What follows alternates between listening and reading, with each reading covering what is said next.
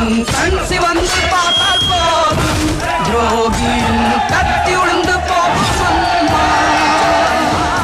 ஓவியத்தில் உன்னை பார்த்தால் அதே உன் உள்ளத்தை காட்டும் அம்மா. அனைவரையும் ஆதரிக்கும் தாயாகிய அன்னபூர்ணி நீ அம்மா. அன்புக்கும் பண்புக்கும் தான் நீயோர் அருள் வடிவாகும் அம்மா. உந்தன் மொழிதானே மேலோரோதும் வேதம், உந்தன் செயல்தானே எதிலும் இங்கே தர்மம்.